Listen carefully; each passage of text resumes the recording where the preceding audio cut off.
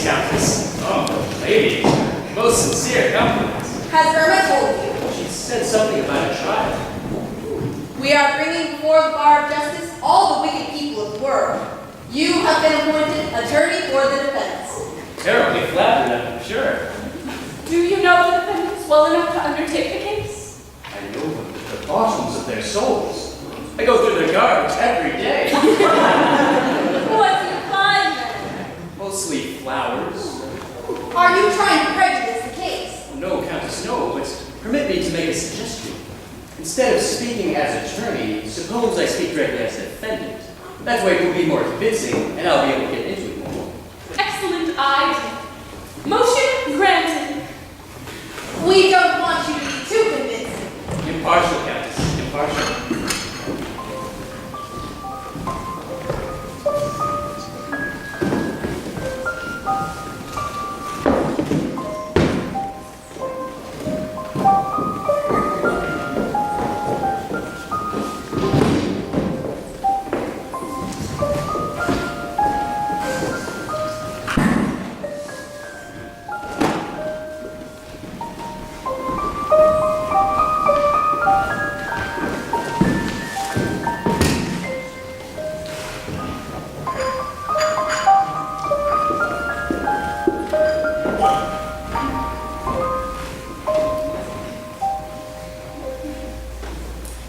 Have you had time to prepare your case? How rich am I? Millions. Billions. How did I get them? Theft, murder, embezzlement? Most likely. Do I have a wife, a mistress? Everything. Ooh. All right, I'm ready. Will you have some tea? Is that good? Very good for the boys. The Russians drink nothing but tea, and they talk like anything. All right, tea.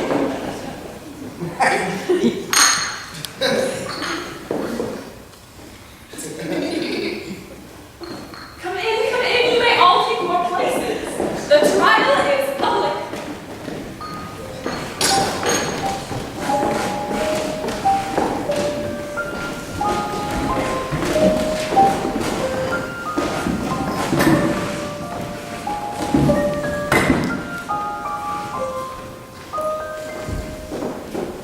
Officers, you will conduct the prisoner to the bar.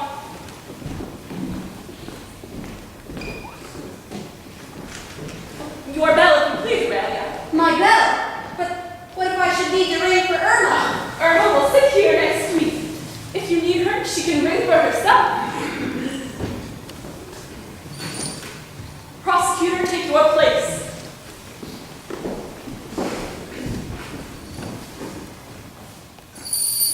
Court is now in session. You may take the oath. I swear to tell the truth, the whole truth, and nothing but the truth. No nonsense, you are not a witness. You're a lawyer. All right.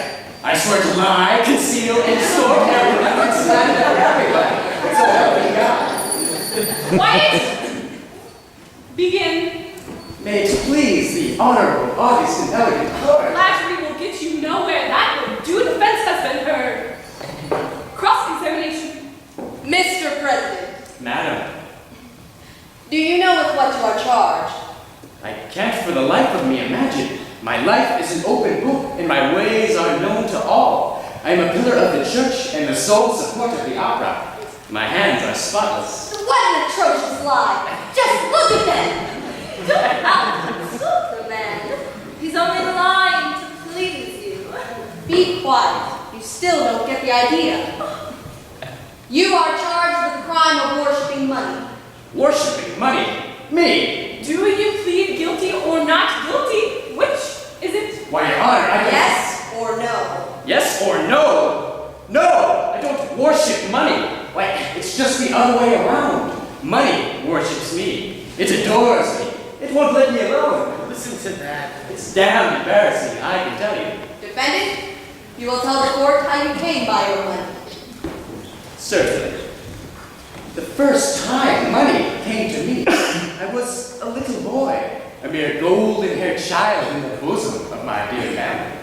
It came to me in the guise of a gold brick, which, in my innocence, I plucked out of a garbage can while playing one day.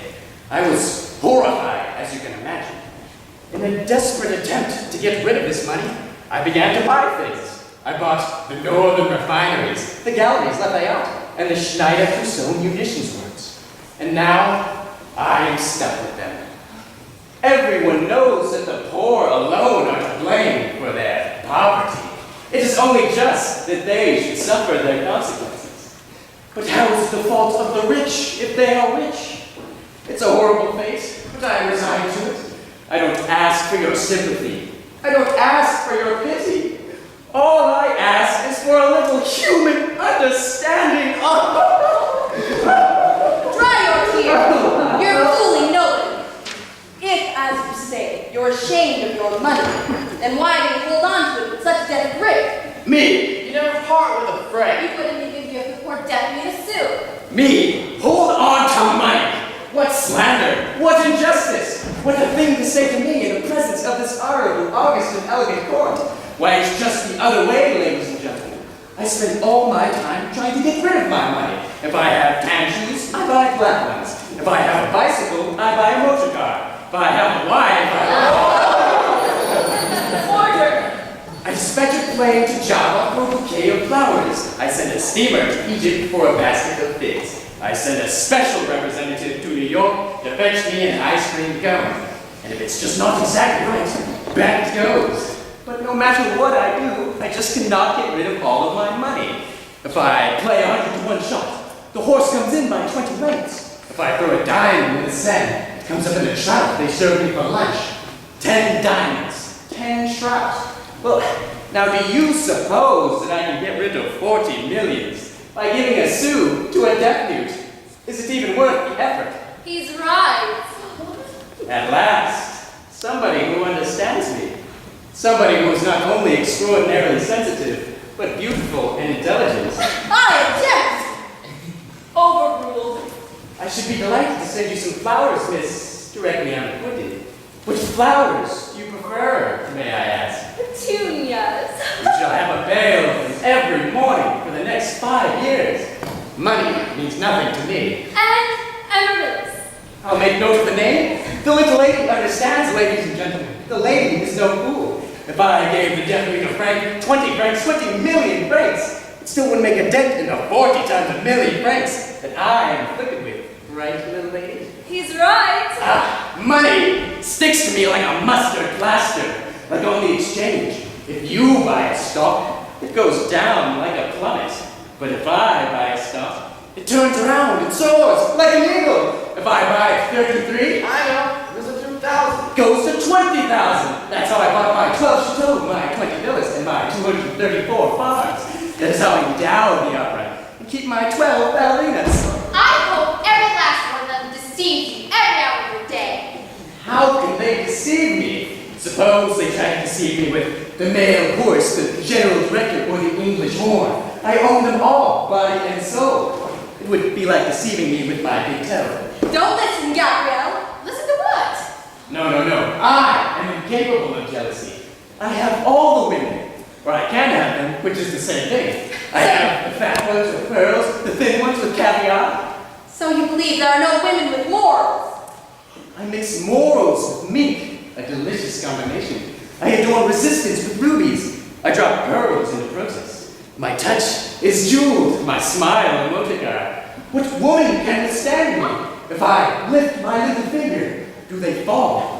Like leaves in the autumn breeze or tin cans from a second-story window. This is going a little far, I must say. You see where money leads? Yes, of course.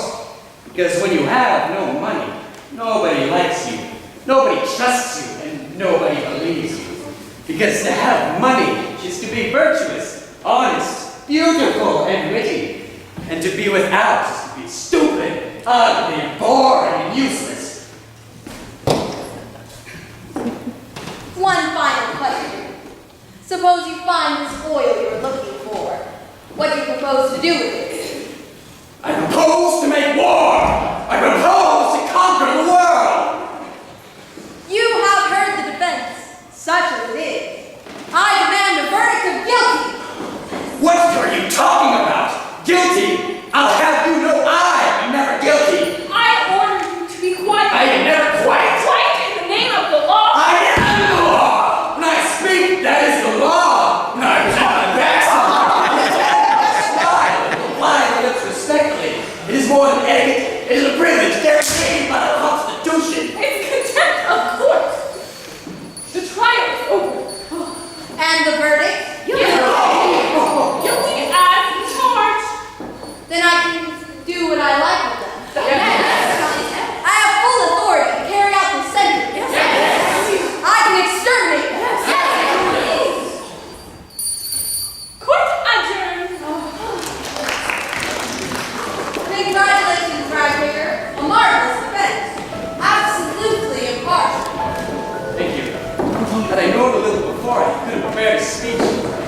time I should sell this off from you, Grissom. No need to